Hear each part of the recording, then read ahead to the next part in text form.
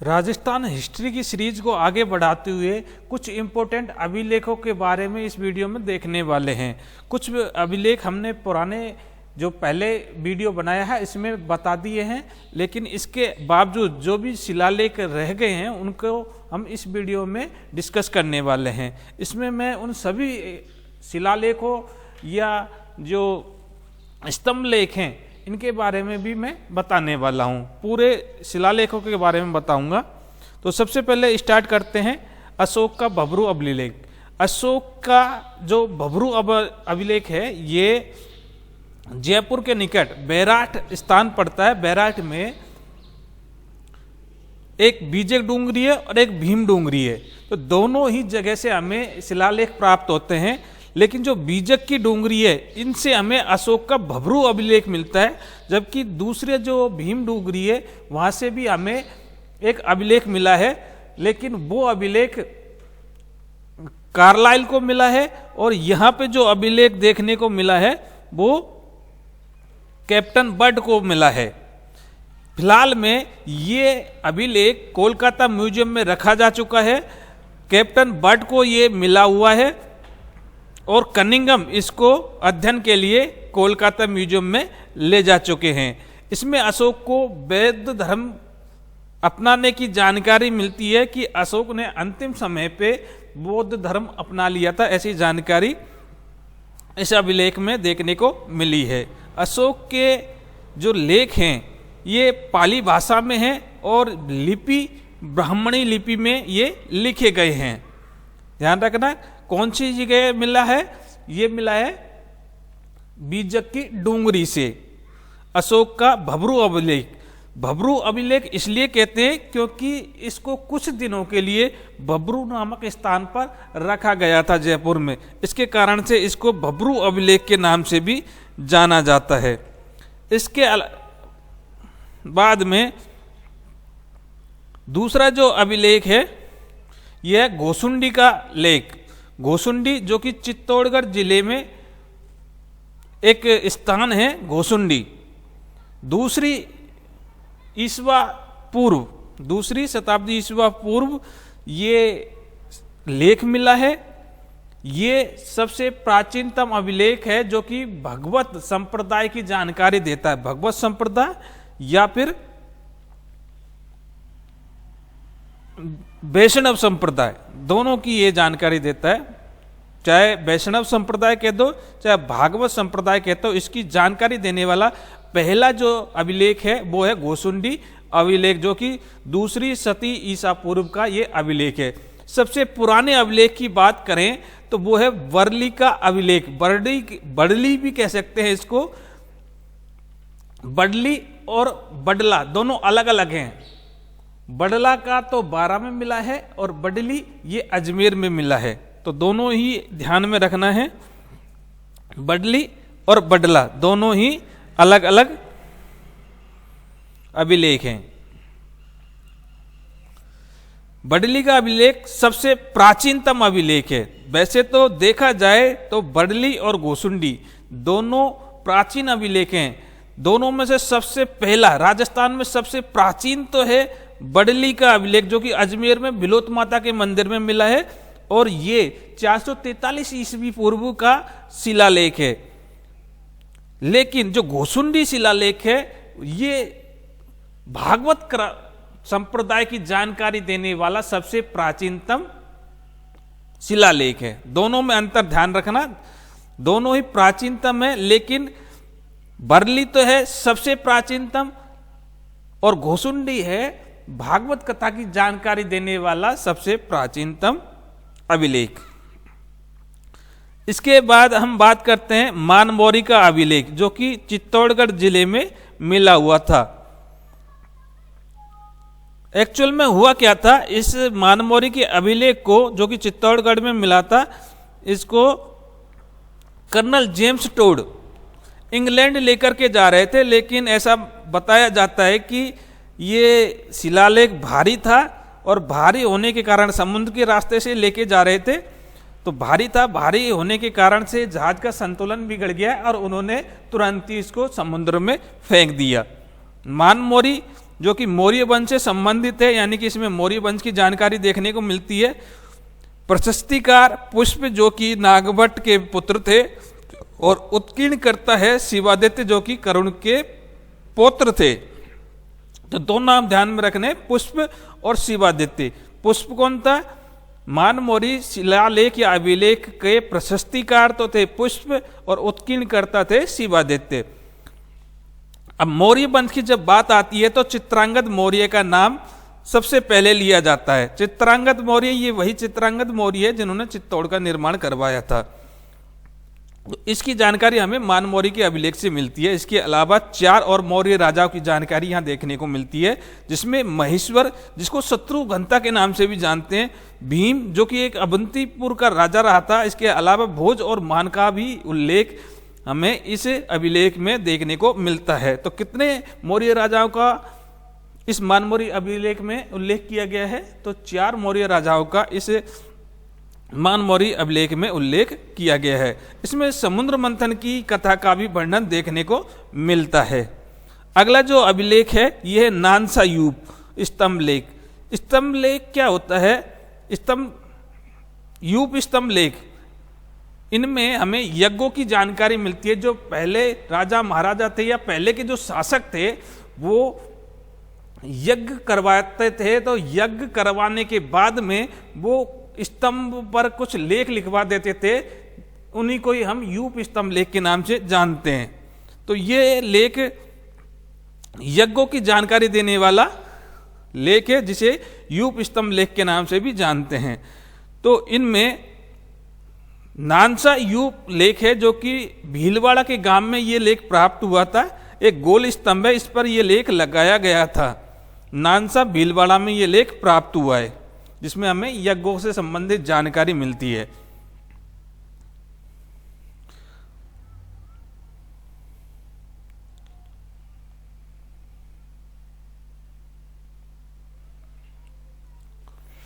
अगला जो अभिलेख है ये है बड़वा यूप अभिलेख।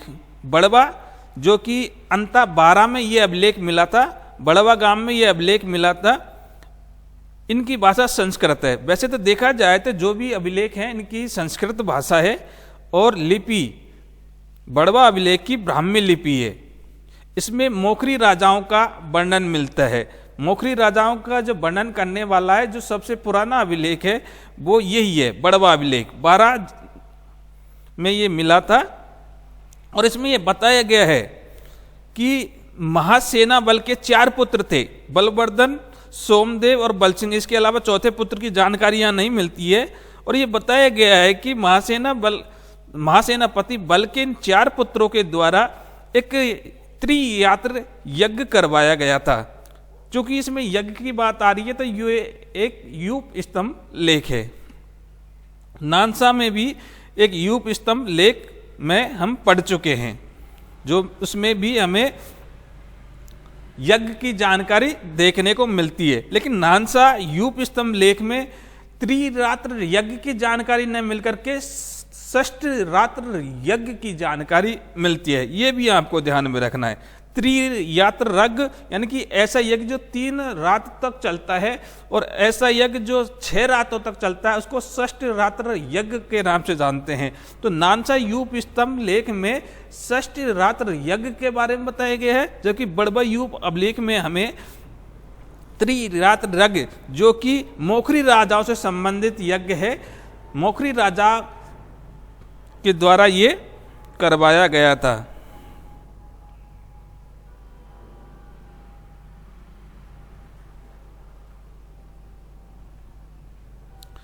इससे बाद में पढ़ते हैं नगरी का शिलालेख। नगरी का जो शिलालेख है 424 ईस्वी में ये शिलालेख लिखा गया था। D.R. भंडारकर ने जब नगरी का उत्खनन करवाया था, एक सभ्यता भी रही थी नगरी, तो नगरी का जब उत्खनन हो रहा था तब इस शिलालेख की प्राप्ति हुई थी D.R. भंडारकर को। वर्तमान में इसको अजमेर संग्रहालय में रखवा दिया गया है। इसकी भाषा संस्कृत और लिपि नागरी है, और इसमें विष्णु पूजा के बारे में जानकारी दी गई है। इसके अलावा अगला अभिलेख है भ्रमर माता का अभिलेख।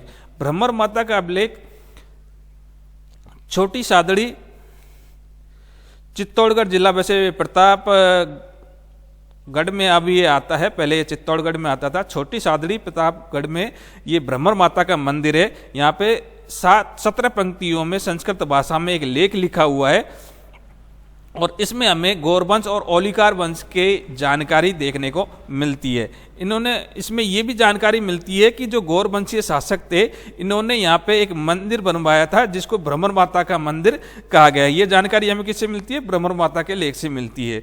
और इसमें ये भी जानकारी जिससे हमें ये पता चल रहा है कि जो गौरवंशीय शासक थे कहीं न कहीं शक्ति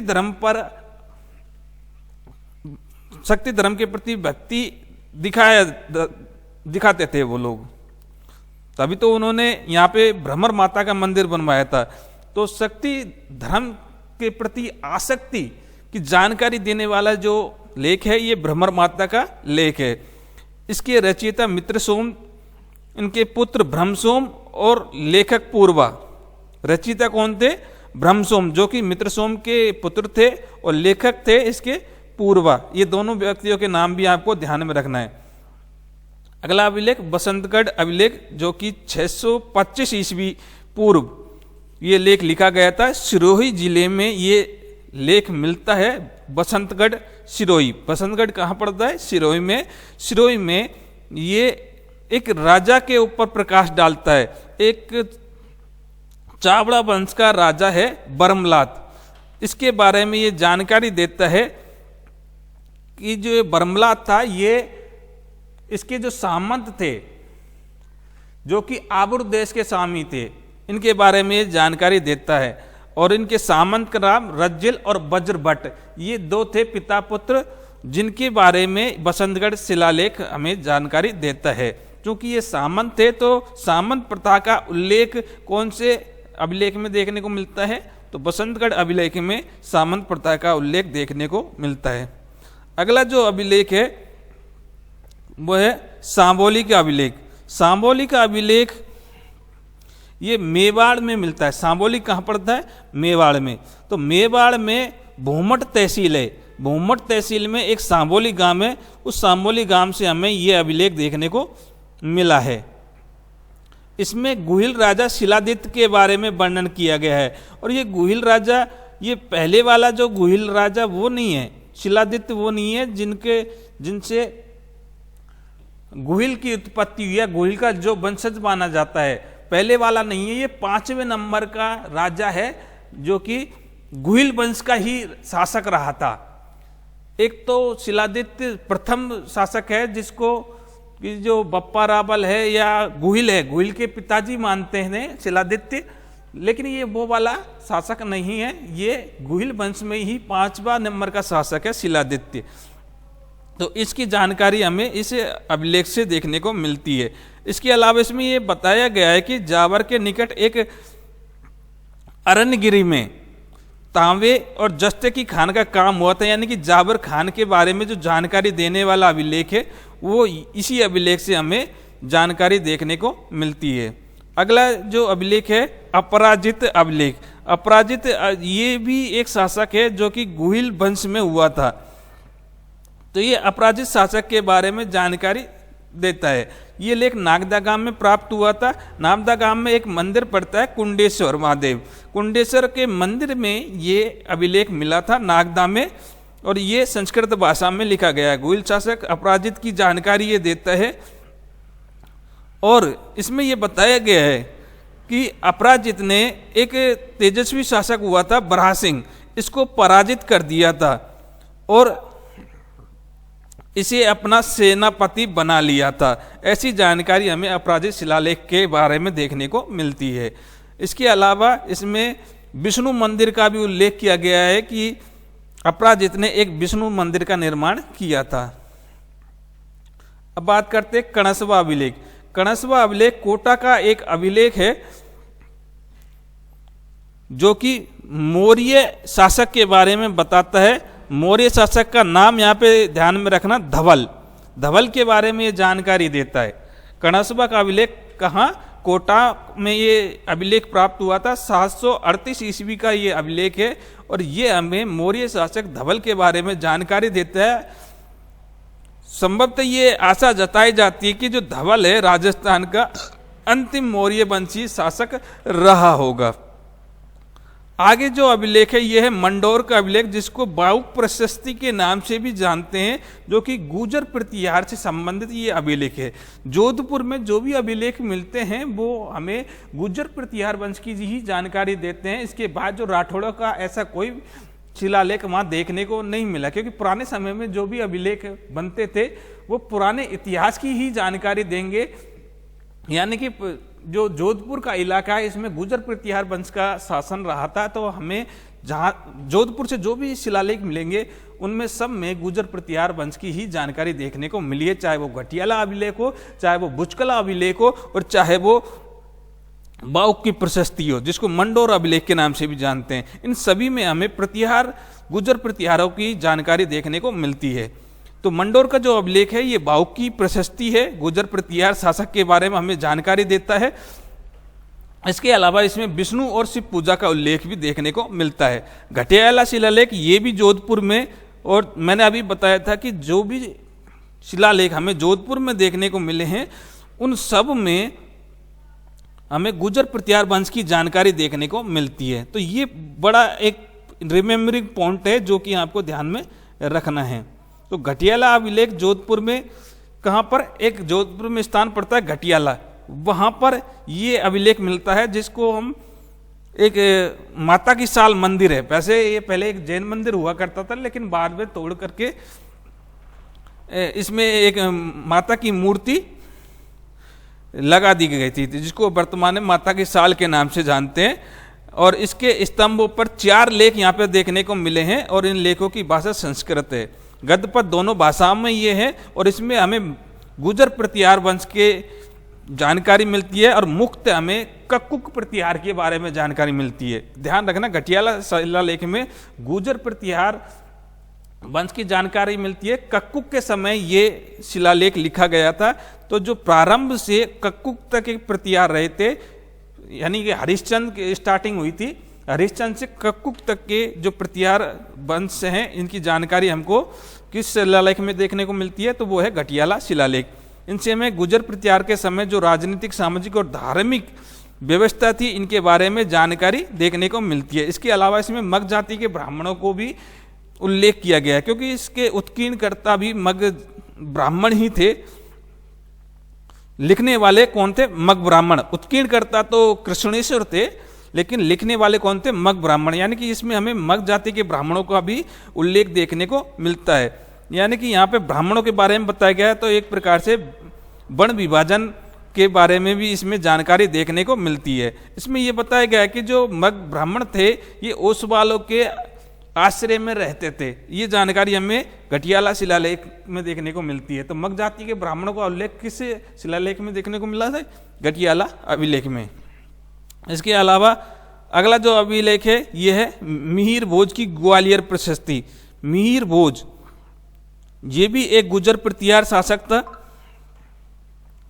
तो गुर्जर प्रतिहार शासकों में एक मिहिर भोज हुआ था, और मिहिर भोज की जो प्रशस्ति ग्वालियर प्रशस्ति है इसमें मिहिर भोज का वर्णन किया गया है, लेकिन इसमें कोई भी तिथि अंकित नहीं की गई है, तो इस कारण से इसके बारे में ज़्यादा जानकारी हमको नहीं मिलती है।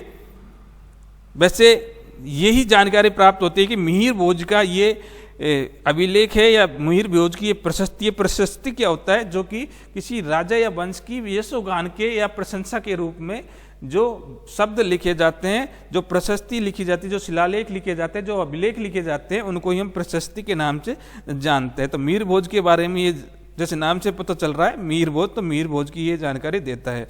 अगला जो है प्रतापगढ़ अभिलेख, जो भी ये भी हमें गुर्जर प्रतिहार वंश के बारे में जानकारी देता है। गुर्जर प्रतिहार में एक शासक हुआ था महेंद्रपाल, इसकी जानकारी हमें कौन सा अभिलेख देता है? प्रतापगढ़ अभिलेख। अब आप ये सोच रहे होंगे कि गुर्जर प्रतिहार तो जोधपुर साइड में थे, लेकिन एक बात आपको ये भी ध्यान में रखना है कि गुर्जर प्रतिहारों का जो अंतिम शासक था वो एक शाखा उसकी प्रतापगढ़ की तरफ चली गई थी। तो वहीं के जो शासक है महेंद्रपाल, इन्हों की एक प्रशस्ति है जो कि प्रतापगढ़ में स्थापित करवाई गई थी। अब जो इम्पोर्टेंट शिलालेख है बिजोलिया शिलालेख, इसके बारे में हम देख लेते हैं काफ़ी क्वेश्चंस इससे पूछे जाते हैं बिजोलिया शिलालेख से संबंधित, तो अच्छे से इसको पढ़ना है। बिजोलिया एक तो पड़ता कहाँ है, बिजोलिया ये हमें भीलवाड़ा में पड़ता है। बिजोलिया ऊपर माल के आसपास की जमीन है, जो ऊपर माल में जो ऊपर उठा हुआ भाग है उसमें बिजोलिया स्थान पर यह शिलालेख प्राप्त हुआ था। ये शिलालेख सोमेश्वर चौहान के आसपास समय का शिलालेख है, जो कि 1170 ईस्वी में लिखा गया था। प्रशस्तिकार इसके गुणभद्र थे। इसमें चौहानों के बारे में बताया गया है, और चौहान कहाँ कहाँ के, एक तो सांबर के चौहान जिसको पहले शाकंभरी के नाम से जानते थे, और दूसरा अजमेर के चौहान। कुल मिलाकर के इसमें चौहानों की दो शाखाएं, सांबर के चौहान और अजमेर के चौहान, इनके बारे में वर्णन किया गया है। और इसमें बताया गया है कि जो चौहानों के आदि पुरुष है जिन्होंने चौहान वंश की नींव रखी थी वो थे वासुदेव चौहान, और इन्हीं वासुदेव चौहान ने शाकंभरी यानी सांबर में 551 ईस्वी में चौहान राज्य की नींव रखी थी, और यहीं पर ही सांबर में ही एक सांबर झील का निर्माण करवाया था। तो ये बात किसके बारे में जानकारी देता है, वासुदेव चौहान के बारे में जानकारी देता है कि वासुदेव चौहान है, ये शाकंभरी में इन्होंने चौहान वंश की नींव रखी गई थी, और राजधानी बनाया गया था यही छतरपुर, जो कि वर्तमान में नागौर में पड़ती है, तो इसी को इन्होंने राजधानी बनाया था।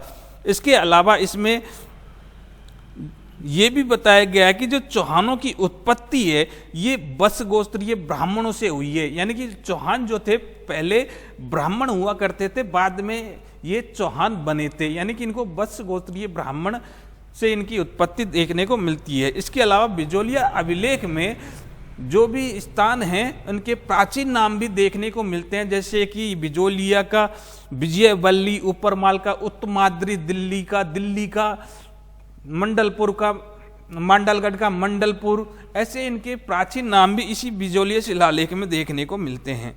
अब बात करते हैं अचलेश्वर प्रशस्ति। ये प्रशस्ति है जो इस बात का दावा करती है कि अग्निकुंड से जो वशिष्ठ जी ने एक अग्निकुंड यज्ञ किया था जिसमें 4 वर्णों की उत्पत्ति हुई थी, प्रत्यार, परिमार, चालुक्य और चोल, ये जो वर्ण हैं इनकी उत्पत्ति हुई थी, तो ये हमें अचलेश्वर प्रशस्ति से देखने को मिलती है। इसके अलावा परमार एक जाति ये भी उत्पन्न हुई थी, परमार, प्रतिहार, चालुक्य, ये चौहान, चालुक्य, ये 4 व्यक्ति यहाँ उत्पन्न हुए। ऐसा माना जाता है कि जब वशिष्ठ जी ने यज्ञ किया था तो 4 जाति के व्यक्तियों की यहाँ उत्पन्न हुई थी, 4 वंशों की यहाँ उत्पत्ति हुई थी, जिनमें ये बताया गया है कि जो परमार थे इसमें जो मूल पुरुष थे ये थे धूमराज। इसके बारे में जानकारी मिलती है। अब बात करते हैं अगले प्रशस्ति के बारे में, लूण बसई, जो कि आबू देलवाड़ा में ये प्रशस्ति मिलती है। 1230 ईस्वी में ये प्रशस्ति मिली थी, और ये प्रशस्ति वस्तुपाल और तेजपाल के द्वारा बनाई गई थी। आबू देलवाड़ा में ये स्थित है, लूण बसई मंदिर में ये स्थित है। 1287 की ईस्वी की ये प्रशस्ति है, और संस्कृत भाषा में ये लिखी गई है। और ये लूण बसई आबू देलवाड़ा के जो जैन मंदिर है उसी के ही एक मंदिर, लूण बसई मंदिर, जिसको नेमिनाथ मंदिर के नाम से भी जानते हैं, इसी में ये प्रशस्ति लगाई गई थी। इसके अलावा इसी मंदिर में एक और प्रशस्ति मिलती है 1230 में ही, जिसको नेमिनाथ की मंदिर की प्रशस्ति के नाम से जानते हैं। ये भी 1287 की एक प्रशस्ति है जो कि तेजपाल के द्वारा बनाई गई थी। लूण बसई वाली तो वस्तुपाल तेजपाल दोनों के द्वारा लगाई गई थी, लेकिन जो नेमिनाथ प्रशस्ति है सिर्फ तेजपाल के द्वारा ही नेमिनाथ मंदिर में लगाई गई है। नेमिनाथ मंदिर है कहाँ, आबू के देलवाड़ा गांव में ये मंदिर है, नाम है नेमिनाथ मंदिर।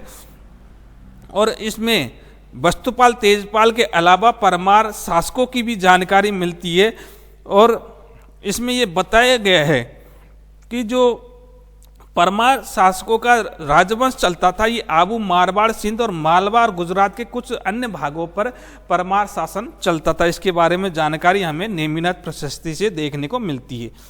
अब बात करते हैं चीरवा अभिलेख की। चीरवा अभिलेख उदयपुर में ये प्राप्त हुआ था, चीरवा गांव में ये प्राप्त हुआ था। 1273 ईस्वी का ये अभिलेख है। 36 पंक्तियां इसमें देखने को मिलती है। संस्कृत भाषा में लिखा गया अभिलेख है। लिपि इसकी देवनागरी है और इसमें हमें मेवाड़ के गुहिल राजाओं की जानकारी देखने को मिलती है और समर सिंह के काल तक की ही जानकारी इसमें देखने को मिलती है। इससे पहले के यानी कि जो गुहिल है, बप्पा रावल से लेकर के और समर सिंह तक के शासकों की जानकारी देखने को मिलती है। इसमें जैत्र सिंह के बारे में कुछ विशेषताएं बताई गई है कि जैत्र सिंह जो थे शत्रु के लिए प्रलय मारुत के समान थे। ये उपाधि भी या ये जैत्र सिंह के बारे में ये शब्द भी हमें चीरवे के शिलालेख में देखने को मिलते हैं। अगले जो शिलालेख है श्रृंगी ऋषि का शिलालेख, जो कि ये भी मेवाड़ से ही हमें मिलता है। अब मेवाड़ से मिला है तो जाहिर सी बात है ये गुहिल वंश की ही जानकारी देगा। 1428 ईस्वी में ये शिलालेख मिला था और एक गुहिल वंश की जानकारी के साथ साथ भील जनजाति के जीवन पर भी प्रकाश डालता है, यानी कि इसमें भील जाति के बारे में भी बताया गया है। गुहिल वंश की तो जानकारी दे ही दे रहा है, इसके अलावा ये भील जनजाति के बारे में भी जानकारी देता है। श्रृंगी ऋषि का अभिलेख, श्रृंगी ऋषि की एक तपोभूमि थी यहाँ पे और ये मोकल के समय ये शिलालेख लिखा गया था। तो ये भी ध्यान में रखना है किसके समय का ये शिलालेख है, मोकल के समय का ये शिलालेख है। संस्कृत भाषा में ये लिखा गया है। रचनाकार इसके वाणी विलास थे और उत्कीर्णकर्ता फना थे। ये जो अभिलेख है मोकल ने अपनी पत्नी का नाम है गौराम्बिका, इसकी आत्मा की मुक्ति के लिए श्रृंगी ऋषि नामक के स्थान पर एक कुंड का निर्माण करवाया था और इस कुंड के पास में ही इन्होंने ये श्रृंगी ऋषि का शिलालेख स्थापित करवाया था, जिसमें हम्मीर से लेकर के, बप्पा रावल से लेकर के नहीं है, हम्मीर से लेकर के और मोकल तक के जो भी सारे शासक थे इनकी जानकारी देखने को मिली है। इसके अलावा मोकल ने एकलिंग नाथ जी का मंदिर की प्राचीर बनवाई थी या परकोटा बनवाया था, उसकी जानकारी भी हमें श्रृंगी ऋषि के अभिलेख से ही देखने को मिलती है। अब बात करते रणकपुर प्रशस्ति। रणकपुर प्रशस्ति में हमें क्या देखने को मिलता है? रणकपुर कहाँ पड़ता है? पहले तो पाली में पड़ता है। पाली में जैन चौमुखा मंदिर पर यह प्रशस्ति लगी हुई है, जिसके निर्माता देपाक हैं और इनसे हमें बप्पा रावल से कुंभा तक की जो सारी जानकारी देखने को मिलती है, यानी कि एक प्रकार से गुहिल वंश की जानकारी ही इसमें देखने को मिली है।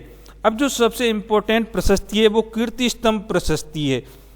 ये कई बार एग्जाम में पूछी जा चुकी है, जो कि 1460 ईस्वी में ये लिखी गई थी। वैसे देखा जाए तो कीर्ति स्तंभ बना था 1440 से 1448 में, लेकिन इसमें जो प्रशस्ति लगाई गई थी ये 1460 में लगाई गई थी। चित्तौड़गढ़ में ये कीर्ति स्तंभ प्रशस्ति लगाई गई थी। इस प्रशस्ति के प्रशस्तिकार अत्रि भट्ट थे, लेकिन बीच में ही इनकी मृत्यु हो जाती है और महेश भट्ट के द्वारा ये प्रशस्ति पूर्ण की जाती है। महाराणा कुंभा की ये प्रशस्ति है, यानी कि इसमें महाराणा कुंभा के यशोगान का वर्णन किया गया है। इसके अलावा इसमें बप्पा से कुंभा तक के सभी जो शासक हैं, एक प्रकार से गुहिल वंशावली इसमें देखने को मिलती है। और सबसे ज़्यादा जो बात बताई गई है, सबसे ज़्यादा प्रशंसा इसमें महाराणा कुंभा की बताई गई है। महाराणा कुंभा की उपलब्धियों के बारे में इसमें बताया गया है। महाराणा कुंभा ने कौन कौन से ग्रंथों की रचना की गई थी ये भी इसमें देखने को मिलता है। इसमें यह बताया गया है कि महाराणा कुंभा ने चंडी शतक गीत गोविंद नाम की टीका लिखी थी। इसके अलावा संगीत नाम राज नाम का एक ग्रंथ लिखा था। तो ये जानकारी हमें कीर्ति स्तंभ प्रशस्ति में ही देखने को मिलती है। इसके अलावा कुंभा ने जो उपाधियां ली थी, जैसे कि महाराजा धीराज, अभिनव भारताचार्य, हिंदू सुल्तान, नारायण, राणो रासो, छापगुरु, दानगुरु, राजगुरु, शैलगुरु, ये जो उपाधियां मिलती थी इनकी जानकारी भी हमें कीर्ति स्तंभ प्रशस्ति से देखने को ही मिलती है।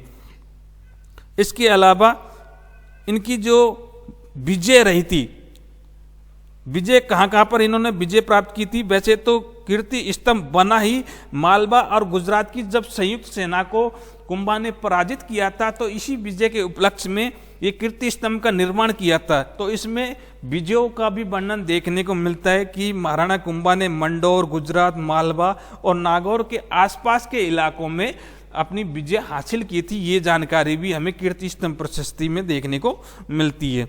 इसके बाद बात करते हैं कुंभलगढ़ प्रशस्ति। कुंभलगढ़ प्रशस्ति कुंभलगढ़ राजसमंद में पड़ता है। 1460 ईस्वी में इस प्रशस्ति का निर्माण किया हुआ था।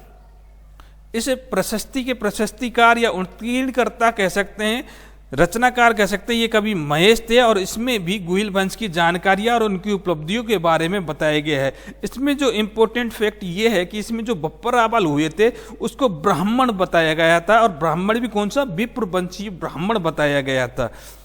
इसके अलावा इसमें मेवाड़ के महाराणाओं की वंशावली भी देखने को मिलती है। इसके अलावा अब आगे बात करते हैं कुंभलगढ़ का शिलालेख। कुंभलगढ़ का शिलालेख ये 5 शिलाओं पर ये उत्कीर्ण है, जिसमें पहली, तीसरी और चौथी शिला ही उपलब्ध है, बाकी दूसरे नंबर की शिला यहाँ पे उपलब्ध नहीं है। और इनकी जो भाषा है वो संस्कृत भाषा है और लिपि है वो नागरी लिपि है। अब बात करते हैं रायसिंह प्रशस्ति। रायसिंह बीकानेर के शासक हुए थे, तो इन्होंने अपनी प्रशंसा में ये प्रशस्ति लगवाई थी। 1594 ईस्वी में ये प्रशस्ति लगवाई थी। इसके जो प्रशस्तिकार थे जयिता थे, जैन मुनि जयिता थे, जो कि क्षेमरत्न के शिष्य थे और जयिता के द्वारा इस प्रशस्ति का निर्माण किया था। इस प्रशस्ति में बीकानेर के शासकों के बारे में बताया गया है, यानी कि बीकानेर के शासक कहाँ से कहाँ तक, स्थापनाकर्ता से लेकर के, स्थापना किसने की थी, बीका ने की थी, और प्रशस्ति लगवाई है राज सिंह ने। तो बीका से लेकर के राय सिंह के बीच में जितने भी शासक हुए थे, इन सभी शासकों के बारे में यहाँ बताया गया है। इसमें यह भी बताया गया है कि 30 जनवरी 1589 को बीका ने, राव बीका ने बीकानेर दुर्ग की नींव रखी थी। लेकिन इसमें राव बीका के बारे में नहीं बता करके ये बताया गया है कि राय सिंह ने अपने करमचंद के द्वारा इस बीकानेर दुर्ग का निर्माण करवाया था। वैसे तो बीकानेर दुर्ग का निर्माण किसी भी नहीं करवाया था, राव बीका ने करवाया था, लेकिन इस प्रशस्ति में यह बताया गया है कि इस दुर्ग का निर्माण करमचंद के द्वारा करवाया गया था, जो कि राय सिंह का एक मंत्री रहा था। ये भी आपको ध्यान में रखना बीकानेर दुर्ग का। तो बीकानेर दुर्ग है ये लाल पत्थरों से निर्मित है, इसके कारण से इसको लालगढ़ के नाम से भी जानते हैं, और इसका ही एक दूसरा नाम है जूनागढ़। ये भी आपको ध्यान में रखना है। बीकानेर शहर किसने बसाया था, बीका ने बसाया था, लेकिन यहाँ पे जो बीकानेर का किला है ये किसने बनवाया था, ये करमचंद ने बनवाया था। ये भी आपको ध्यान में रखना है। आगे चलते हैं आमेर का आलेख, आमेर का शिलालेख, जो कि 1612 ईस्वी में। अब आमेर की बात आ रही है तो आमेर के कछवा वंश के बारे में इसमें जानकारी देखने को मिलेगी, यानी मानसिक प्रथम के समय का ये अभिलेख है, कछवा वंश से संबंधित ये अभिलेख है, और इसमें कछवा वंश को रघुवंश तिलक के नाम से संबोधित किया गया है। इसमें मानसिंह के पिता भगवंत दास और उसके भी पिता यानी भारमल और पृथ्वीराज, इन 4 शासकों के बारे में बताया गया है। और इसमें यह भी बताया गया है कि मानसिंह ने आमेर क्षेत्र में एक जंबारामगढ़ दुर्ग बनाया था। तो ये सारी जानकारी हमें आमेर के लेख से देखने को मिलती है। अगली जो प्रशस्ति है ये है जगन्नाथ राय प्रशस्ति। जगन्नाथ राय प्रशस्ति ये उदयपुर के एक शासक रहे थे जगन्नाथ, इनकी ये प्रशस्ति है। 1652 ईस्वी में ये प्रशस्ति लिखी गई थी, उदयपुर से इसको प्राप्त किया गया था। कृष्ण भट्ट के द्वारा ये प्रशस्ति लिखी गई थी। ये जो प्रशस्ति है संस्कृत भाषा में लिखी गई है। जैसे जो भी सारी प्रशस्तियां अधिकतर सभी संस्कृत भाषा में ही लिखी गई है, लेकिन यहाँ पे जो लिपि है वो देवनागरी लिपि है। इसमें हमें बप्पर रावल से लेकर के और जगत सिंह सिसोदिया तक की जानकारी देखने को मिलती है। जगन्नाथ राय प्रशस्ति में कहाँ से कहाँ तक की जानकारी मिलती है, बप्पर रावल से लेकर के जगत सिंह सिसोदिया तक के जो भी गुहिल शासक हुए थे इनकी जानकारी देखने को मिलती है। और ये कहाँ लगाई गई है, ये जगन्नाथ राय के मंदिर जो कि जगत सिंह के द्वारा बनवाया गया था, इस मंदिर की दीवार पर यह प्रशस्ति लगी हुई है। इसके बाद में अगली प्रशस्ति है राजसिंह प्रशस्ति, जो कि राजसमंद में, नाम से ही ध्यान पड़ रहा है राजसिंह। राजसिंह कहाँ है, राज सिंह राजसमंद में शासक रहे थे। वैसे तो ये मेवाड़ के ही शासक थे, लेकिन राजसमंद में इन्होंने एक राजसमंद झील का निर्माण करवाया था। ये प्रशस्ति रणछोड़दास भट्ट तेलंग, जो कि एक ब्राह्मण था, इनके द्वारा ये प्रशस्ति लिखी गई है। और ये 1676 ईस्वी में इसको राज सिंह सिसोदिया के समय स्थापित करवाया गया था। और ये लगवाई कहाँ गई है, जो राजसमंद झील है, इसका जो उत्तरी भाग जिसको नोक चौकी के नाम से जाना जाता है, इसमें 25 काले रंग की शिलाओं पर ये प्रशस्ति उत्कीर्ण की गई है। और ये प्रशस्ति विश्व की सबसे बड़ी प्रशस्ति है, ऐसा इतिहास में माना गया है। यानी 25 शिलाओं पर लिखी गई है, बड़ी बड़ी शिलाओं पर काले रंग की ये शिला है। और शिला कहाँ पर है, राजसमंद झील के उत्तरी भाग जिसको नौ चौकी के नाम से जाना जाता है, यहाँ पर ये शिलाएं रखी हुई है। इसमें बप्पा रावल से लेकर जगत सिंह सेकंड तक के जो भी घुइल शासक थे, इनकी सबकी जानकारी देखने को मिलती है। इसके अलावा इसमें मेवाड़ मुगल संधि, जो कि महाराणा अमर सिंह और अकबर के बीच में हुई थी, तो ये भी जानकारी इस राज सिंह प्रशस्ति में देखने को मिलती है। ये इंपॉर्टेंट है कि भाई मेवाड़ मुगल संधि का वर्णन कौन सी प्रशस्ति में देखने को मिलता है, तो राज सिंह प्रशस्ति में मेवाड़ मुगल संधि के बारे में बताया गया है। तो ये थे प्रमुख इंपॉर्टेंट प्रशस्तियां, जो कि एग्जाम की दृष्टि से काफ़ी इंपॉर्टेंट है। आई होप इससे बाहर कोई भी प्रशस्ति नहीं आएगी। ये सारी प्रशस्तियां मैंने यहाँ पे आपको बताई गई है। उम्मीद करता हूँ कि ये वीडियो आपको पसंद आया होगा।